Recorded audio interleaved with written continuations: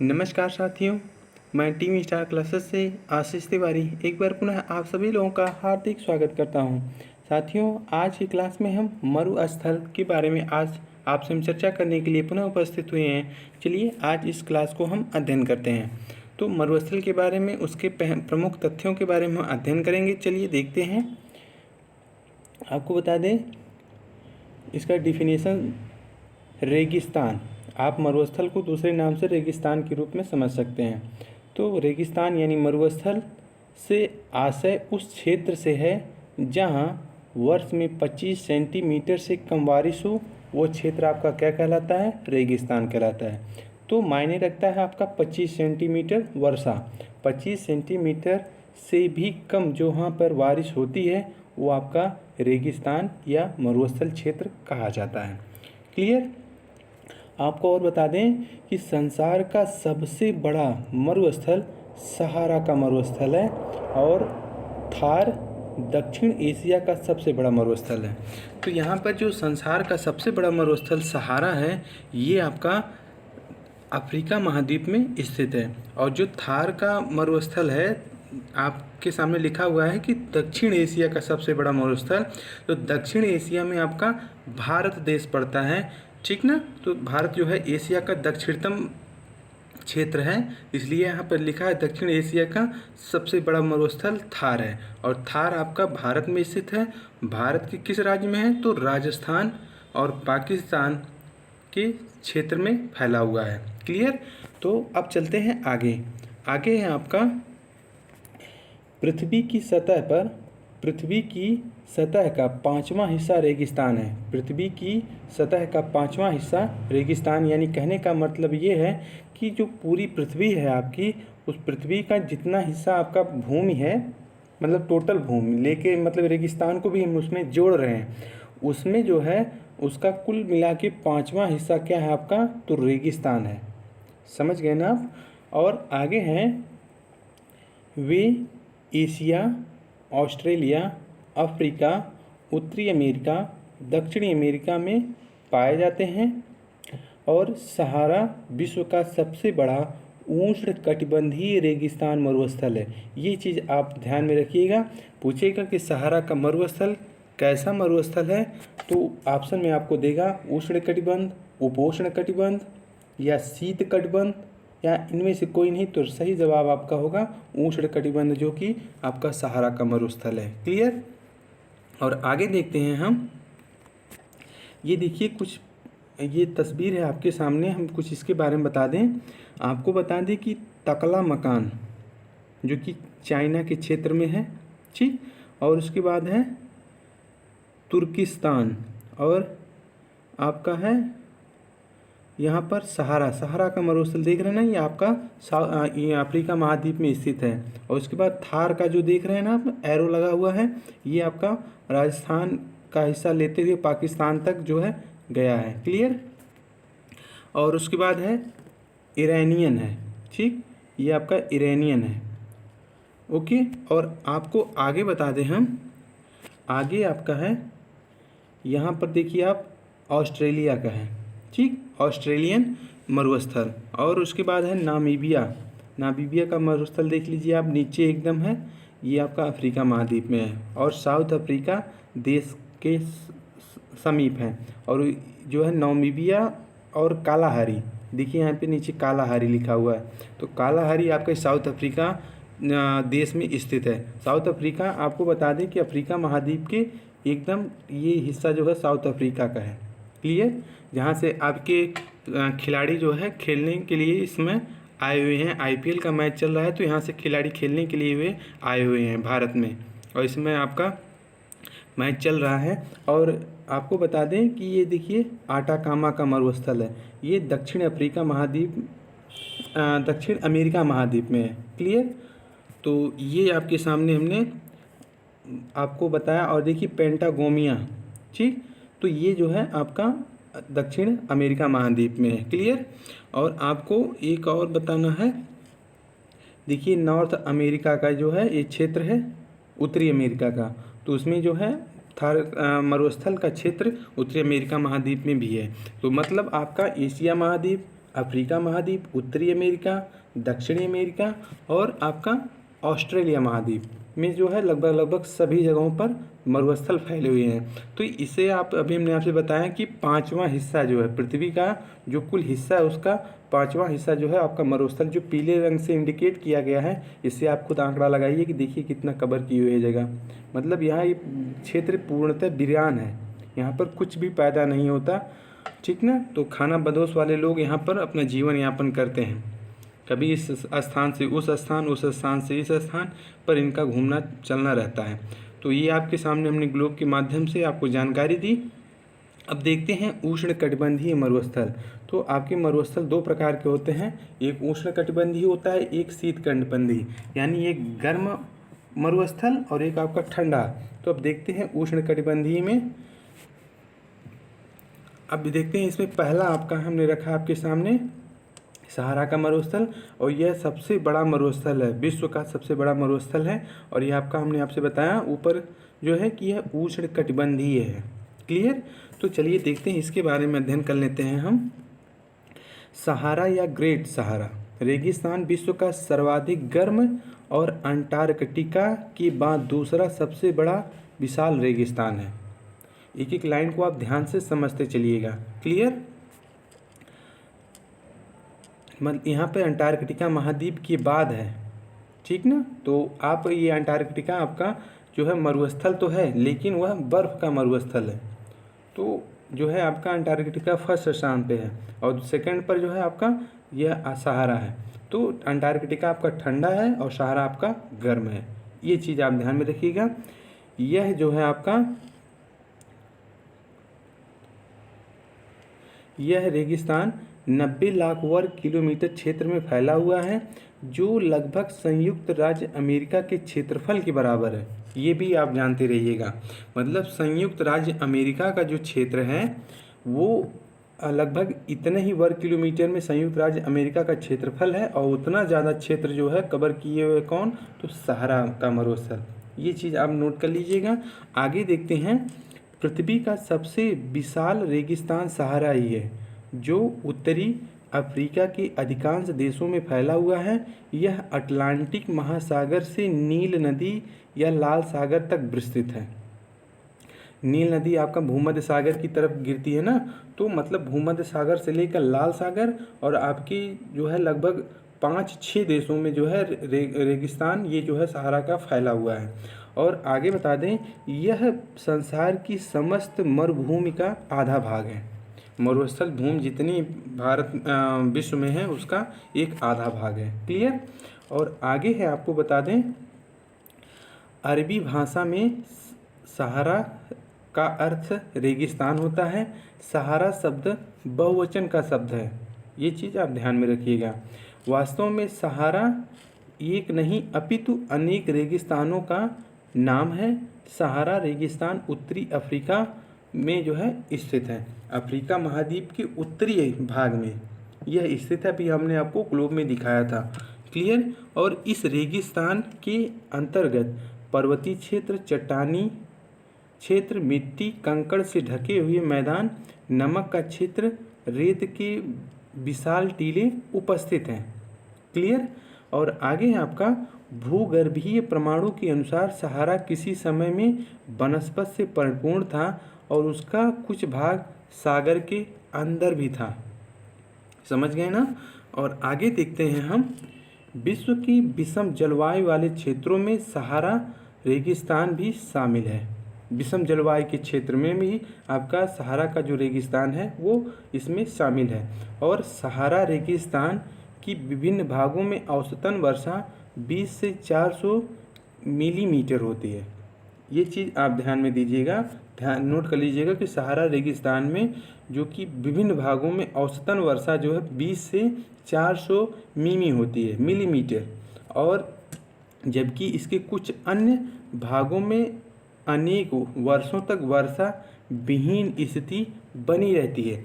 मतलब आपका जो ये समुद्र के किनारे की तरफ जो जिसका क्षेत्र पड़ता है वहाँ पर तो कुछ बारिश हो जाती है, लेकिन जो बीच का एरिया है और आपका दक्षिण की तरफ जो पड़ता है वो क्षेत्र एकदम वर्षा विहीन है।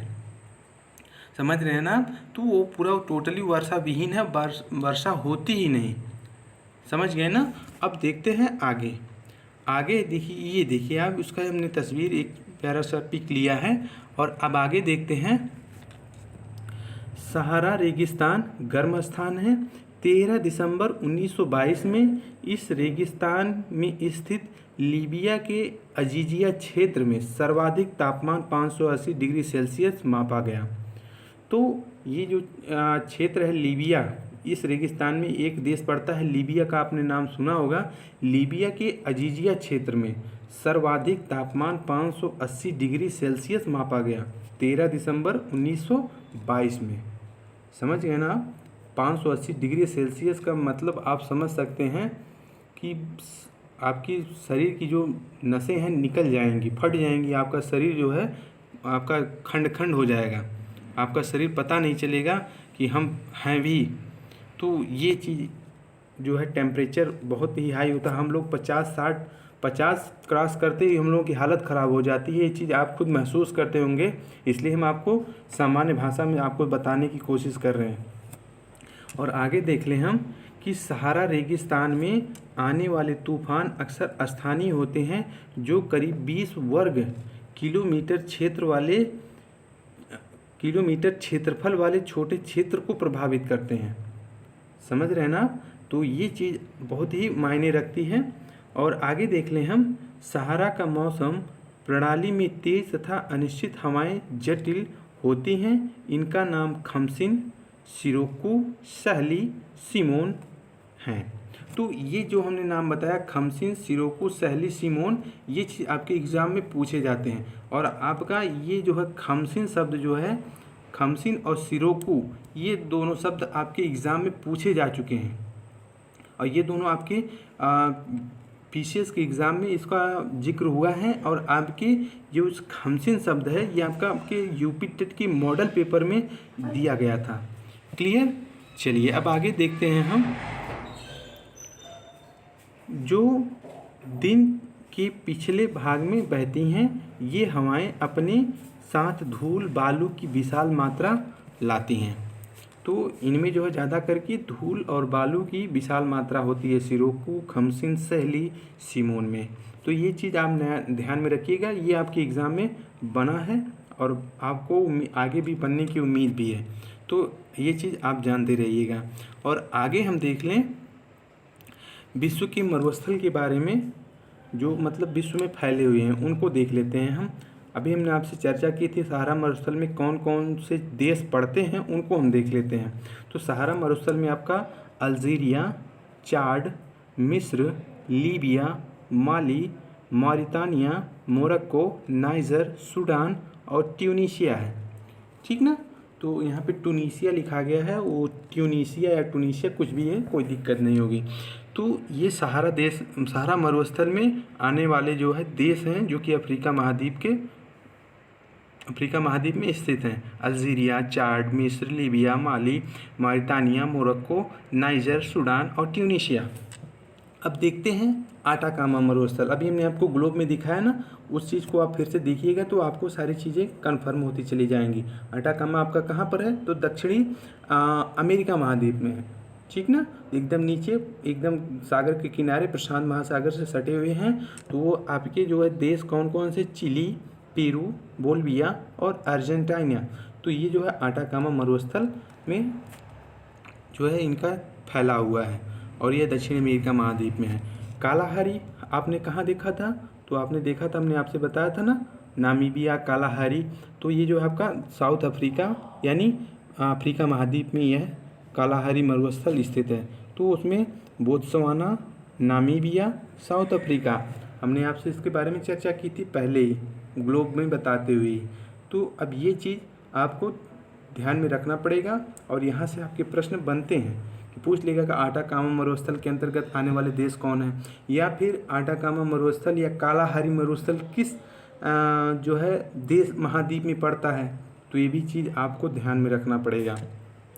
और आपका अरब का मरुस्थल, इसको देख लीजिए। Jordan, Iraq, Kuwait, Oman, Qatar, Saudi Arabia, संयुक्त अरब अमीरात और यमन।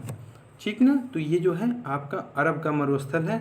ये सभी जितने देश हैं जो कि बालू और धूल से हमेशा घिरे रहते हैं, इसलिए यहाँ की जो आपने देखा होगा टीवी पे, न्यूज़ चैनल में, तो यहाँ के जो व्यक्ति होते हैं वो फुल कपड़े पहनते हैं, सफ़ेद कलर के, ऊपर केवल चेहरा दिखता है, हाथ से लेके पाँव तक पूरा कवर रहता है सफ़ेद कलर का, और ऊपर की हल्की एक पट्टी माथे पर होती है और वो भी पूरा केवल चेहरा ही खुला रहता है। तो वहाँ के लोग ऐसे कपड़े पहनते हैं ताकि जो है धूल मिट्टी उनके शरीर पर ना पड़े, कपड़े पर ही पड़े और उनके शरीर में कोई दिक्कत ना आवे। ये चीज़ आप देखिएगा, टीवी में आपको पता चल जाएगा कि मतलब ये इंसान वहीं के होंगे। Jordan, Iraq, Kuwait, Oman, Qatar, Saudi Arabia, UAE, Yemen, तो ये अरब का मरुस्थल ये चीज़ यहाँ पर पाया जाता है। और आगे है गोबी का मरुस्थल, अभी हमने बताया ना आपको, चाइना। तो ये मंगोलिया और चाइना देश में जो है गोबी का मरुस्थल है। और आगे हम आपको बता दें ग्रेट विक्टोरिया मरुस्थल, ये आपका कहाँ पर है, तो ऑस्ट्रेलिया में है, हमने आपको दिखाया ग्लोब में, ठीक। और पेंटागोनियन, ये भी आपका आटाकामा मरुस्थल के ठीक ऊपर है, ठीक ना। तो ये जो है अर्जेंटीना और चिली देश में स्थित है पेंटागोनियन मरुस्थल, जो कि दक्षिण अमेरिका महाद्वीप में है, क्लियर। और थार का मरुस्थल, ये आप तो वाकिफ़ होंगे ही, हमने आपसे बताया था, भारत और पाकिस्तान, क्लियर। और आपको टकला मकान हमने बताया था ना, इसको आपको टकला मकान समझ लीजिए अपने भाषा में टकला मकान। तो जो है टकला मकान आपका चाइना में है, क्लियर। तो यानी गोबी का और टकला मकान आपका चीन में है। चलिए आगे देखते हैं सीरियाई मरुस्थल, ये भी आपका अरब के मरुस्थल में ही आता है। तो ये इसका भाग अलग है, इसमें आने वाले जो देश हैं सऊदी अरब, जॉर्डन, सीरिया, इराक, तो ये सीरियाई मरुस्थल है। और आपका आगे है चिहुआहुआ मरुस्थल, ये आपका है मैक्सिको, संयुक्त राज्य अमेरिका, क्लियर। चलिए अब आगे देखते हैं हम ठंडा मरुस्थल। अभी आपने उष्ण मरुस्थल के बारे में जाना, अब ठंडा मरुस्थल हम देख लेते हैं कौन है। तो ठंडा मरुस्थल में आपको बता दें, ठंडा मरुस्थल विश्व का सबसे ज़्यादा ठंडा मरुस्थल अंटार्कटिका में है। विश्व का सबसे ठंडा मरुस्थल अंटार्कटिका महाद्वीप में है। यहाँ का टेम्परेचर 50 डिग्री सेल्सियस तक पहुँच जाता है। यहाँ का टेम्परेचर 50 डिग्री -50 डिग्री, ये आप ध्यान दीजिएगा।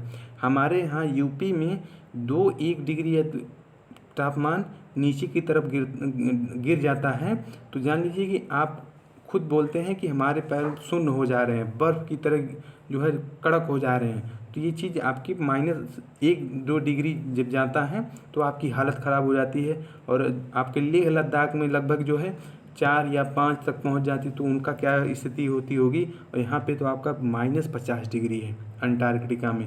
यहाँ तो आदमी का तो पता ही नहीं चलेगा, आदमी गल जाएगा, हड्डी और मांस पूरे सब टोटल गल जाएंगे, पता ही नहीं मिलेगा।